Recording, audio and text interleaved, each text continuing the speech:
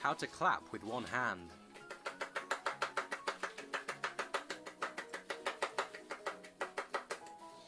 The one-handed clap is a cool party trick that is sure to impress your friends, and it might even be useful if you're in a position where you need to clap, but one hand is otherwise occupied and you don't mind looking like a total spanner. Take your dominant hand, I'm a lefty, and bend your wrist back so it's perpendicular to your arm.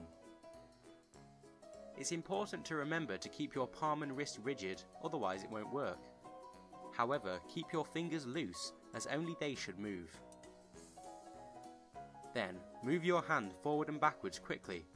With a bit of luck and practice, your fingers should flick forward and backwards too, causing them to clap against your palm.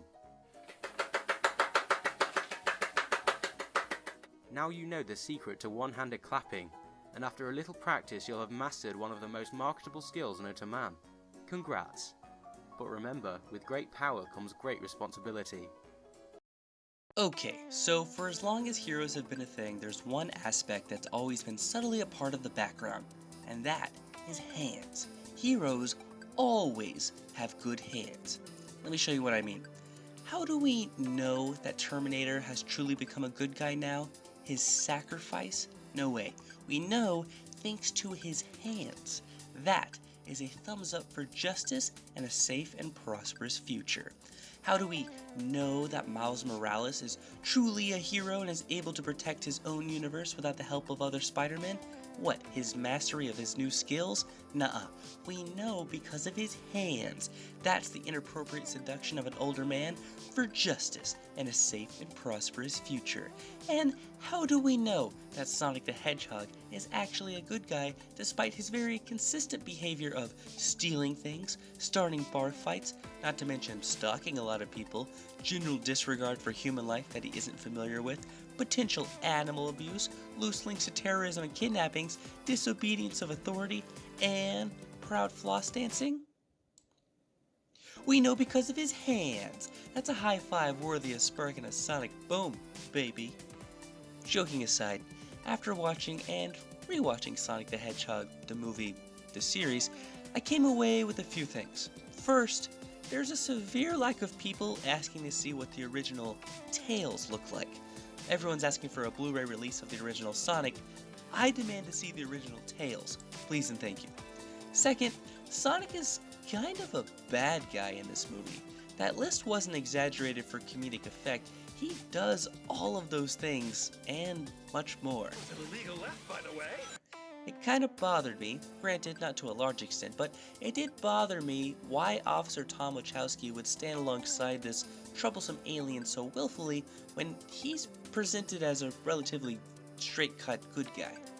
The easy remedy is just to assure yourself that it's a kids movie and good guys sometimes do bad things because, well, comedy, but I would argue that there could potentially be an easier remedy, one that the movie makers could have easily done if they had just changed one scene in particular, and that is the inciting incident. Instead of Sonic's sad boy running in circles so fast that he creates a sonic boom, what if instead Sonic was running so fast because he was trying to high-five himself? Alright, hear me out. As a brief review of the scene at hand, Sonic sees kids playing in a championship baseball game. He thinks it's super cool and decides to wait until everyone leaves so that he can play every position himself.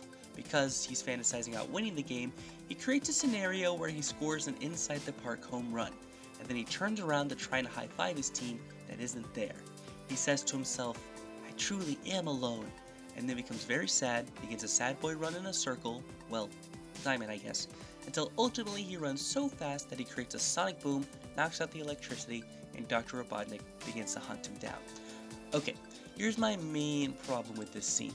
I just don't buy that this would be the breaking point for Sonic. He's been alone in Green Hills for 10 years now.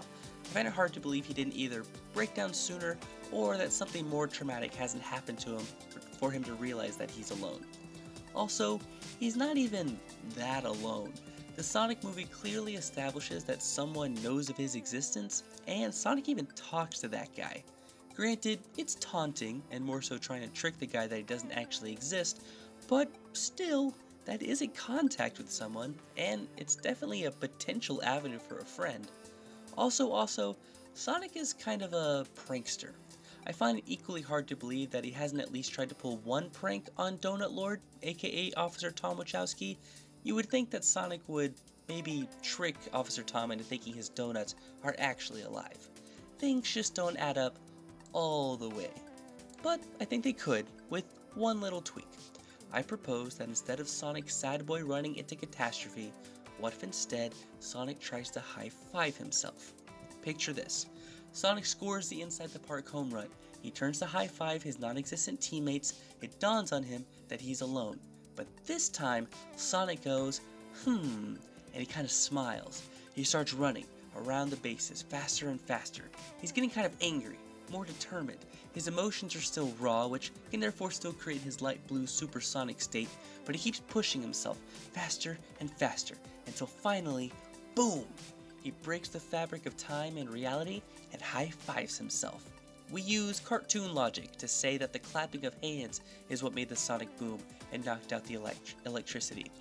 And because we did this, that also polishes up another few loose plot holes, because let's be honest, Sonic can quite literally freeze time in this movie, and there's no way he shouldn't be creating sonic booms left and right all over the place.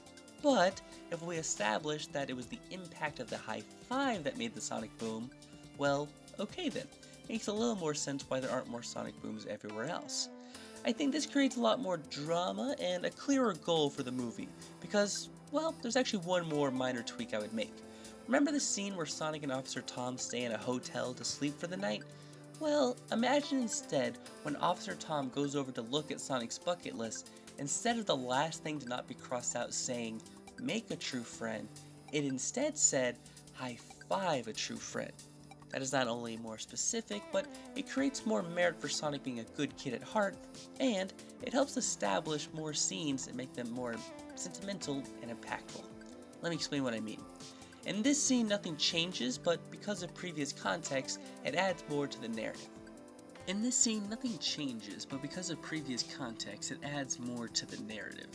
This is the scene where Sonic and Tom have just successfully dismantled all 5 of the machines that Dr. Robotnik sent after them. Sonic pries off the sticky bomb onto the rock, turns to his partner in crime, and proposes a high five. In this iteration, Officer Tom knows that's all Sonic wants because he read his bucket list. And heck, why not do it? They did just beat a supervillain at his own game, so Officer Tom laughs and shrugs and puts up his hand for the little furball. But before they can do it, boom!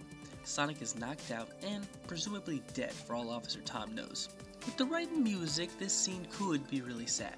Not to mention it creates more stakes for Tom to get Sonic to his fit girlfriend as quickly as possible. Sonic was just 2 seconds away from getting that oh so satisfying dry hand spank, but instead, he's dead by explosive rock. I think it works. Another scene that becomes enhanced actually involves Eggman. There's a blink and you'll miss it joke where Dr. Robotnik and his lackey Agent Stone have just thrown a biker through a window because he refused to assist in locating Sonic. Agent Stone proposes a high five of his own to Dr. Robotnik, to establish more camaraderie and respect. But instead, because Dr. Robotnik is a crazy villain and not the hero of the story, Dr. Robotnik sucker punches Agent Stone in the chest and gloats, "You left yourself open." I for one find this scene very hilarious, and I love that they lean more into the comical evil side of Dr. Robotnik. But it also enhances the motif. High fives are a symbol of goodness and friendship. Sonic is the hero pursuing friendship. Dr. Robotnik idolizes evil and solitude and doesn't care about friends. Seeing this precedent makes them better foils. And finally, if it's clear from the get-go that all Sonic wants is a high five, then in that final moment, where it is Officer Tom who proposes the high five after Sonic kicks Dr. Robotnik into the Mushroom Planet, that slow-motion smack of their hands colliding is oh so much more satisfying. Wouldn't you think? Like, sure, it's deserved as the movie currently stands, but it could be so much more deserved. And I guess that's my main point. Sonic was good, it was the right amount of goofy, and had a good time. But Sonic also comes across a bit chaotic and mayhem heavy, and I think that slight issue could be resolved with embracing the inherent goodness of high fives. Thank you for watching my in-depth review of Sonic the Hedgehog and why high fives are important in relation to it. I really enjoyed making this video and would love to do more. If you're also interested in that, I would love nothing more than if you could hit that like and subscribe button, because, you know, sometimes your mouse changes from an arrow into a hand, and you could pretend that you're high-fiving the like and subscribe button. It's the right thing to do after all. Look inside your heart. You know it to be true.